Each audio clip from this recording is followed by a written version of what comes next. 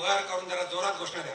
भारत माता की, भारत माता की, वंदे वंदे, जय श्रीराम, जय जय श्रीराम.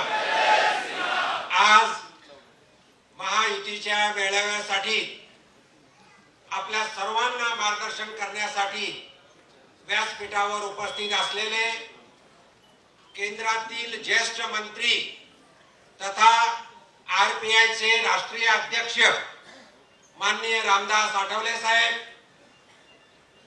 आपल्या संभाजीनगरचे पालकमंत्री माननीय भुमरे साहेब, सिल्लोडचे आमदार तथा महाराष्ट्र राज्याचे कॅबिनेट मंत्री माननीय अब्दुल सत्तार साहेब, आपल्या सर्वांना नेहमीच मार्गदर्शन करणारे महाराष्ट्र राज्याचे विधानसभेचे माजी अध्यक्ष तथा आमदार बागडे नाना, ज्यांनी नामांतर व्हावं म्हणून लॉंग मार्च काढला, असे आरपीआयचे अध्यक्ष जोगेंद्र कवडेजी, जे आपल्या शहरातील नेहमीच सध्या इथं नाहीये पण त्यांचं नाव घेणं मला गरजेचं आहे, एक प्रवक्ते म्हणून सध्या सकाळी रोज बॅटिंग करतात असे आमदार संजयजी शिरसाट, आमदार संजयजी सतीशजी चव्हाण, आमदार प्रदीपजी जयस्वाल, आमदार बोरनारे सर, जिल्हा अध्यक्ष श्रीजी बोराळकर, जिल्हा अध्यक्ष संजयजी खांबायते, सुहासजी शिरसाट, जिल्हा शिवसेना प्रमुख राजेंद्रजी जंजाळ, भरत राजपूत, राजेश पवार, तसेच एनसीपीचे जिल्हा अध्यक्ष आमदार कैलासजी पाटील, अभिजितजी देशमुख, आरपीआयचे जिल्हाध्यक्ष संजयजी ठोकळ, नागराज गायकवाड, सर्व पदाधिकारी आणि जमलेल्या बंधू आणि भगिनी, आपण सर्व बहुतेक जण आता जरी शहरात स्थायिक झालो असलो तरीही आपण ग्रामीण भागातले आलेलो आणि ग्रामीण भागातले तुमचे वडील, आजोबा, पंजोबा, तुम्ही लहानपण आठवा. आपण ज्यावेळेस लहानपणी ज्यावेळेस हे लोक सकाळी एकमेकाला भेटत होते त्यावेळेस ते रामराम म्हणायचे, रामराम. हे नमस्कार वगैरे नंतर आला कवडे साहेब, नमस्कार गुड मॉर्निंग, पण राम राम. म्हणजे राम हे आमचं आराध्य दैवत आहे, राम हे आमचं आराध्य दैवत आहे. आणि या रामाचं मंदिर, भव्य मंदिर आपल्या समोर 22 तारखेला या देशाचे यशस्वी प्रधानमंत्री माननीय नरेंद्रजी मोदी लोकार्पण करतायत. तर मला वाटतं ह्याच्यापेक्षा दुसरा आनंद कुठलाही असू शकत नाही. आपले पूर्वज जसं पूर्वीच्या वक्त्यांनी सांगितलं 10 वर्ष 10 पिढ्या त्यांना रामाचं दर्शन घेता आलं नाही. अयोध्येला जाऊन आपापल्या गावामध्ये आपण दर्शन घेतलं असेल, पण आपण एक त्यामध्ये 22 तारखेला दसरा दिवाळीपेक्षाही मोठा सण साजरा करू आणि रामाच्या दर्शनाला इथून आम्ही 2 ट्रेन, बोरे साहेब 2 ट्रेन आम्ही घेऊन जाणार आहोत असं मी आपण जाहीर करतो ज्यावेळी संभाजीनगरचा नंबर येईल. कारण तिथे ठरलेलं आहे की प्रत्येक जिल्ह्याला बोलवणार आहे, म्हणून त्यावेळेस 2, 3, 4 ट्रेन काढू आपण, पण रामाच्या दर्शनाला जायची तयारी ठेवा. आपल्यासाठी हा मोठा क्षण आहे आणि त्या राजकारणाच्या पुढे जाऊन मी सांगतो की आपलं आराध्य दैवाच्या दर्शनाची वेळ आपल्याला मिळणार. हे राजकीय व्यासपीठाची मला कल्पना आहे आणि या राजकीय व्यासपीठावर मी सांगू इच्छितो, मी सर्वप्रथम आपल्या राज्याचे माननीय मुख्यमंत्री शिंदे साहेब यांचं मनापासून अभिनंदन करतो. त्यांच्या माध्यमातून ही महायुतीची सत्ता परत आली आणि आज आपलं इथं डबल इंजिनचं सरकार महाराष्ट्रामध्ये आहे.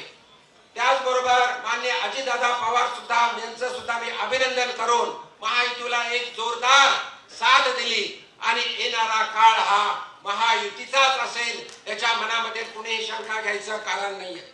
मित्रांनो, सतीशजी चव्हाण यांनी सांगितलं विकासाबद्दल बोलले. मला अजून खासदार होऊन 3-3.5 वर्ष झाले, पण सत्तार साहेब 3.5 वर्षामध्ये जवळजवळ 25,000 कोटीचे प्रकल्प लाईन मध्ये 25,000 कोटी. मी मंत्री होण्याच्या अगोदर म्हणजे खासदार असताना पहिल्या 9-9.5 महिन्यामध्ये 4,000 कोटीची पीएनजी गॅस लाईन मंजूर केली. या शहरातील जवळजवळ 60,000 घरांना मीटर बसलेले.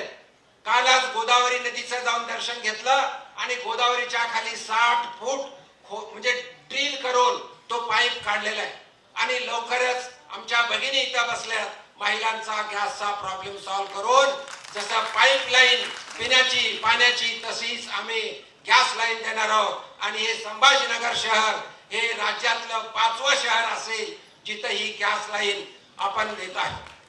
मला सांगायचंय, पिण्याचा पाण्याचा प्रश्न गंभीर आहे. मी शहराचा 3 वेळेस नगरसेवक होतो, 3 टर्म, 2दा महापौर होतो, 1दा उपमहापौर होतो.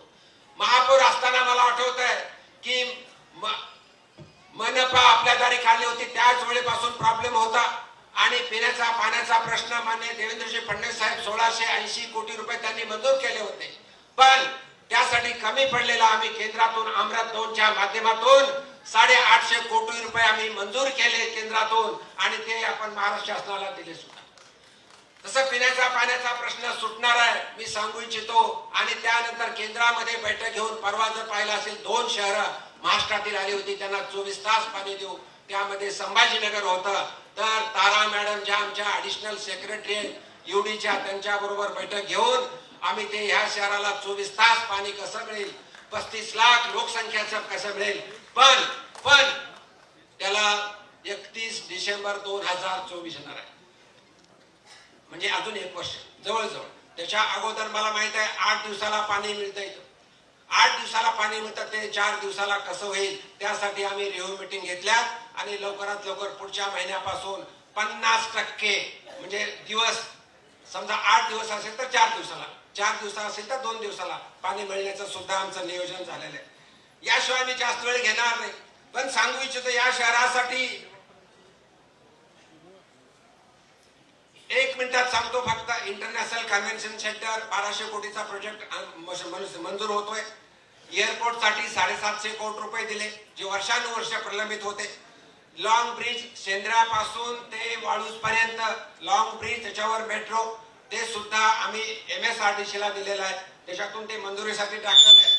याचबरोबर या मागच्या अधिवेशनामध्ये माननीय देवेंद्रजी फडणवीस ज्यावेळेस फायनान्स मिनिस्टर होते त्यावेळेस, म्हणजे उपमुख्यमंत्री आणि फायनान्स मिनिस्टर आता दादा आहेत, पण मराठवाडा वॉटर ग्रिड मंजूर केले, घोषणा केली.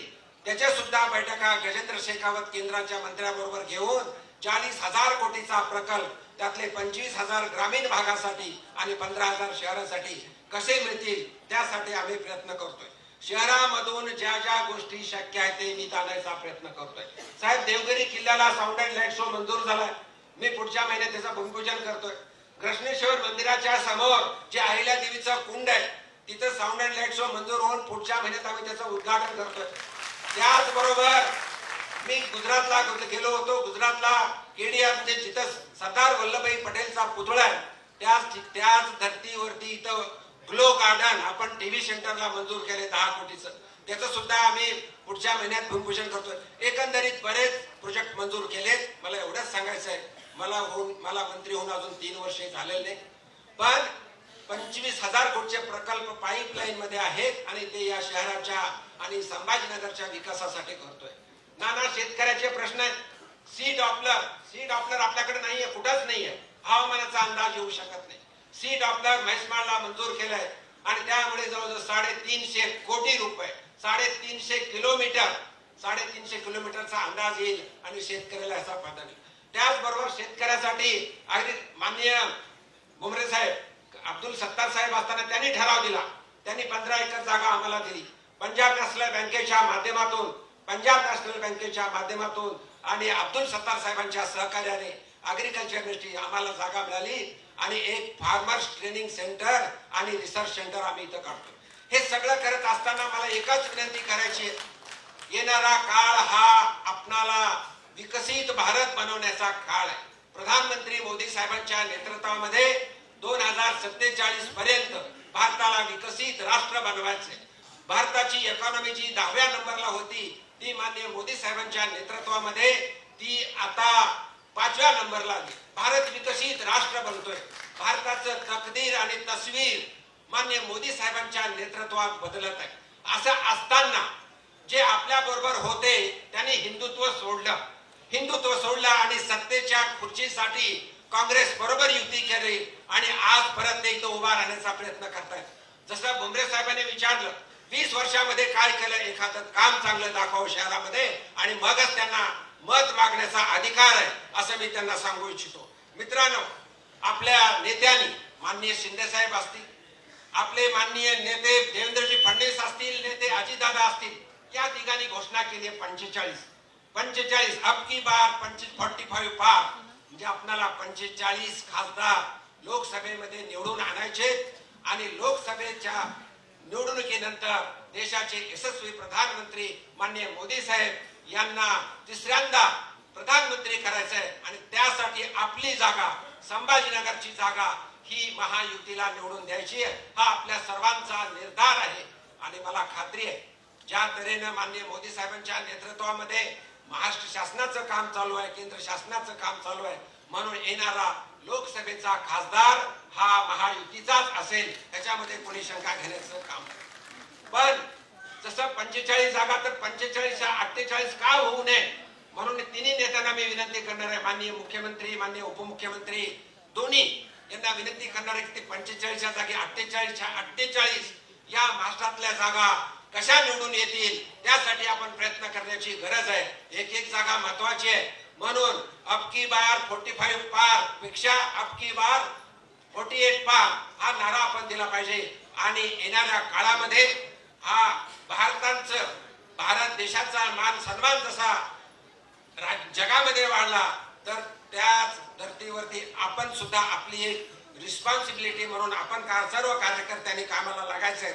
हा आपला एक जसं पूर्वीच्या वक्त्यांनी सांगितलं की ही बैठक आहे, जागा कमी आहे, पण येणारं नियोजन आमचे सर्व पदाधिकारी आणि आम्ही सर्व मिळून चांगली करू आणि येणारी लोकसभेची निवडणूक जी एप्रिल मध्ये किंवा मे मध्ये होईल त्यामध्ये संभाजीनगरची लोकसभा आपण जिंकू. त्याचबरोबर काही वक्त्यांनी जसं सांगितलं, लोकसभा जरी जिंकलो तरी आपल्याला महाराष्ट्रात शासन पाहिजे, आपल्याला मनपा जिंकायची, आपल्याला जिल्हा परिषद जिंकायची, आपल्याला नगरपालिका जिंकायची, म्हणून ही अभेद्य ही 5-6 पक्षाचा एनडीएची युती आपल्याला कायम ठेवायची, एकमेकांमध्ये मनोमिलन व्हावं म्हणून ही बैठक आहे. आपल्याला एकमेका कार्यकर्त्यांच्या हितगुज करावं म्हणून ही बैठक आहे आणि मला विनंती करायची की सर्वांनी हे झाल्यानंतर आपल्याला जेवण करायचं, कारण त्याच्याशिवाय गप्पा मारता येणार नाही.